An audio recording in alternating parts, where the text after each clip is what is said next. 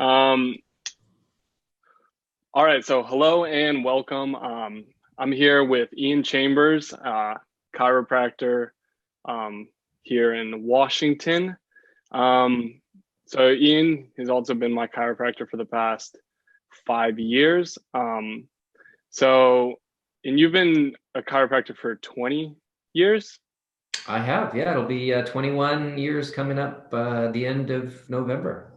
All right, cool. So definitely got an expertise view on humans.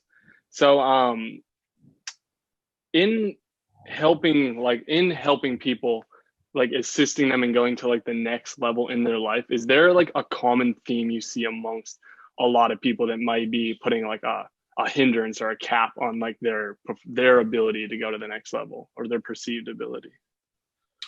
Well, that's a great question. Is there a common threads? There's certainly common themes for sure. And I think you hit on something there. A lot of human performance is how we perceive a barrier, and that might be a physical barrier, like a physical limitation, a physical injury, a pain. It might be a mental barrier where we're feeling tired or run down, or we just don't think we can take our physical performance, our business, our relationship, our finances to the next level. And I would say that there's a couple of common themes in terms of helping people that I've noticed in 21 years of taking care of the spine and the nervous system that help people to work to work through that barrier, help it dissolve so they can get to the other side. A couple of the common themes that I've noticed would be that a lot of times people have a lot of tension built up, or they're storing a lot of energy around the barrier itself, whatever the limitation is. And so being able to help the system literally like de-stress, or being able to kind of go from a state of higher tension to lower tension, not only changes the physiology, but it can change the psychology, the way you see the barrier. And also it can literally change your own biochemistry. So your body's actually producing different hormones, different molecules that actually can give you the edge that you need to then be able to move past where you were getting blocked. And the other thing, again, it sounds pretty easy on paper. It's not as black and white, because human beings are certainly not washing machine settings. They're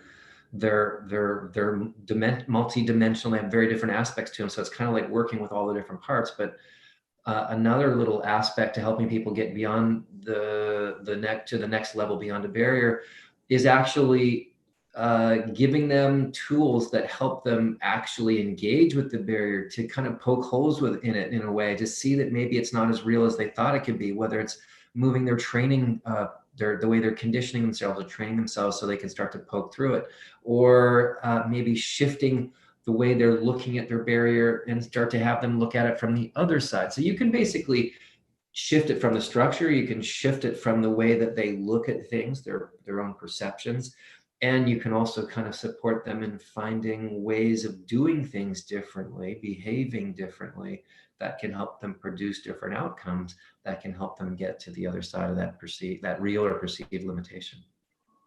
Nice. That's an awesome explanation. Isn't there, and there even is a model, right? Like the triad of change. I don't know if that's like patented, but like when you're looking to change an aspect of your life, where it's like you can either change, like, is it the psychology, the behavior, and then the physical, the structure?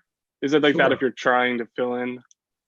If you're Yeah. so you're trying to So go to a next level in your business and you're like having like a breakthrough or like a energy burnout, like how would you use like the tide of change to like have that breakthrough to like enhance the abundance or prosperity of your business?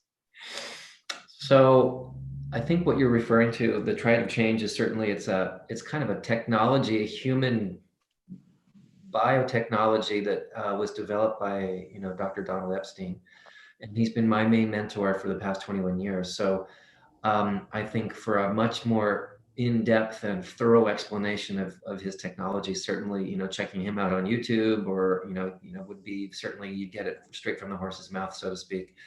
Um, but on a practical level, from working with people and using that over the last 20 years, um, how to get people to the other side if you want to take things to the next level. Um, so again, each one of those different modalities, it's kind of like, in a way, there's some similar threads to neuro-linguistic programming where we use different parts of our brain. We use different parts of the way we use energy, whether it's a perception, it's a behavior, we use more of a structure. Everybody kind of, when they're in their flow and they're in their essence state, when things have been going well, physically, emotionally, financially, if you can look at some of the basic elements of what was going on, how you were doing life at those times, that can oftentimes provide you keys into what might help you get through this current barrier or raise it to another level. Very often, when we're feeling limited or we're stuck, we're not really working with our natural essence way of putting the triad together. We're kind of getting it mixed up, and he calls that the triad of pain, or it's kind of where we're stuck. And so being able to kind of know a little bit more about it is definitely in his area of expertise. But just looking at times, just as a general way, you could look at a time when you were really flowing and things were really opening up and working great, and to see if you can pick out elements of what was going on. How was I thinking? What was I doing at that time to while things are going really well, and then just compare it to the time currently that you're in. If you're not feeling like that level of growth, see if you might be doing it. Typically it's kind of reversed or backwards, but you might need to reorder that in order to help the system almost get the parts of the brain or the system to function in its flow state. There's another mentor of mine, Gay and Catherine Hendricks, and they talk a lot about working in your essence pace. Now, a lot of times when people get into pursuing a goal, um, if they lose sight of why they're doing it and they just get into the pursuit of it, they very often will lose their what's called their essence pace. It means they might be working too much or too quickly or too slowly. And so to kind of find the way that your body centered experience of how you work feels most when you're at a state of ease is also a way of helping letting barriers or limitations drop away. So definitely when you're looking to like say add for like an entrepreneur looking to like add like massive value to like the marketplace or something, like not only just becoming like a study of your own life, but like taking like the time to like be in your own like rhythm is kind of sounds like what you're saying. So like your product or service can like fully develop and mature, almost like a being or something.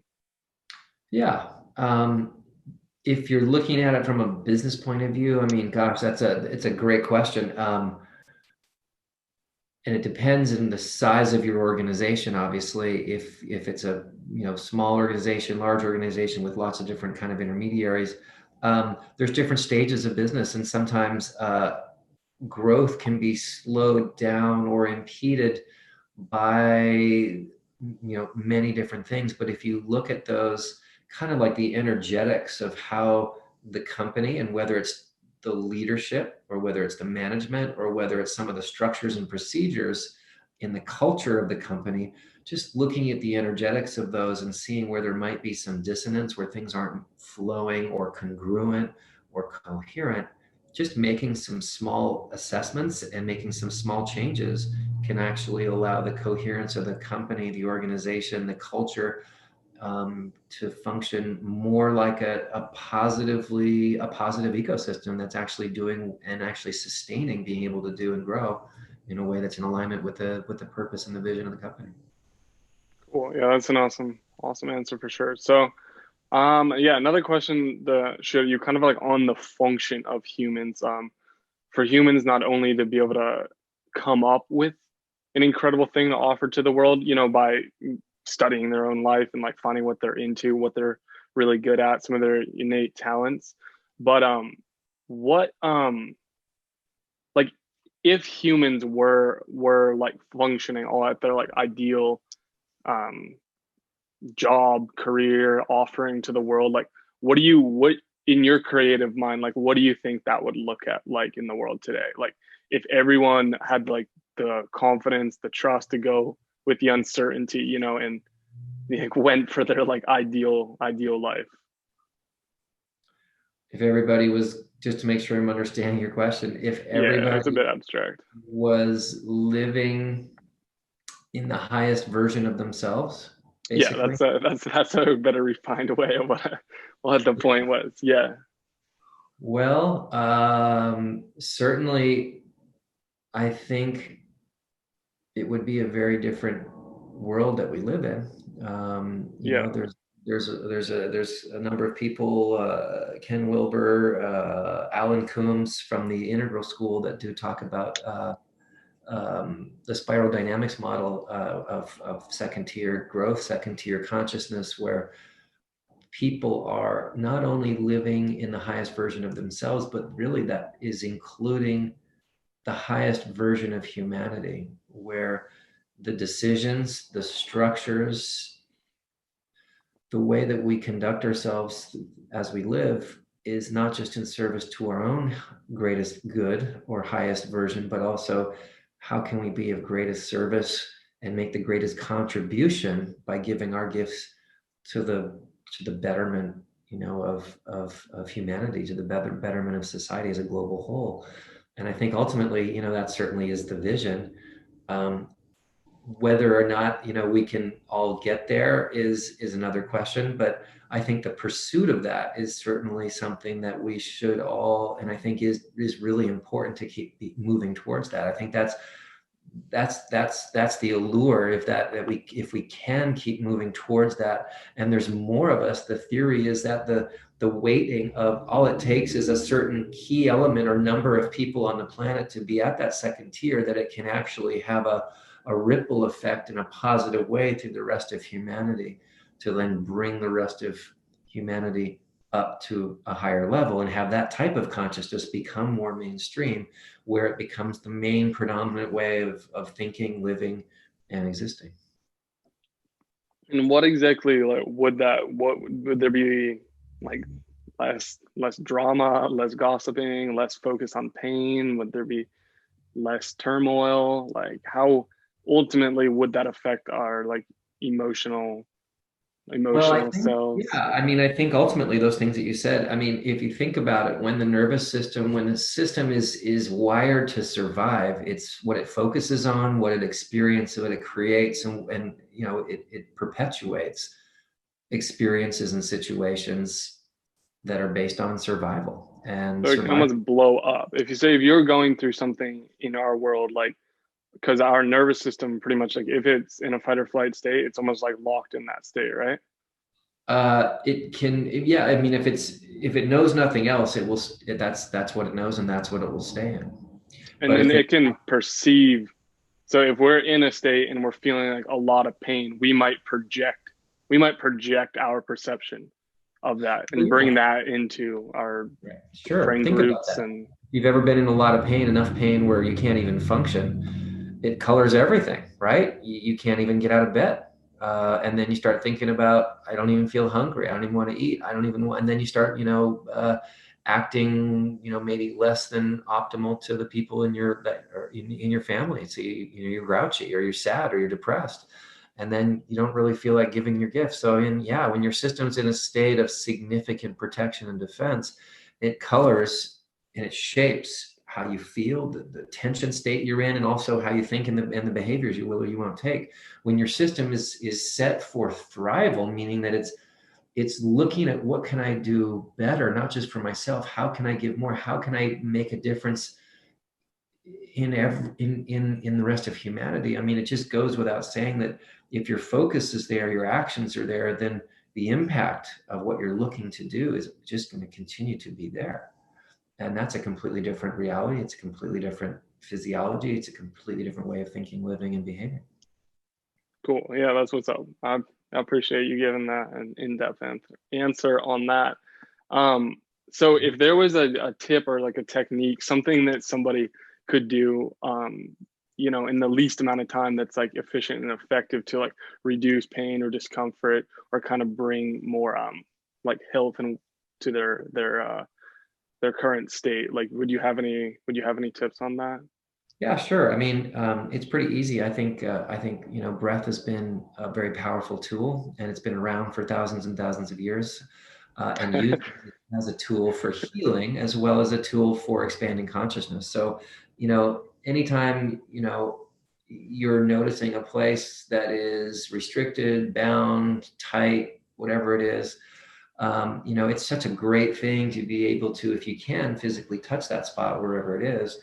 If you can't because it creates too much pain, then that's okay. Just put your attention on that area and do the best you can to just put your kind of breathe into that spot. If you're able to stay present, and what I mean by present is just to put your attention on the spot that you're breathing in, you can stay there for 30 seconds to a minute to 2 minutes. What very, very consistently happens is that it just activates a different region of the brain so that the brain comes out of that kind of protective response, and it can actually initiate a change in the physiology. So the heart rate will slow down, the respiratory rate will decrease. Your body will start to exchange a little bit more, oxygenated blood, and then the tissues will also start to kind of relax in that area. That is something that you can do 24/7, no matter where you are in the world and no matter, what's going on. And so, to answer your question, that's the long version. I would just say, breath is certainly an extremely, extremely effective practice for connecting and helping the body relax and release and open up.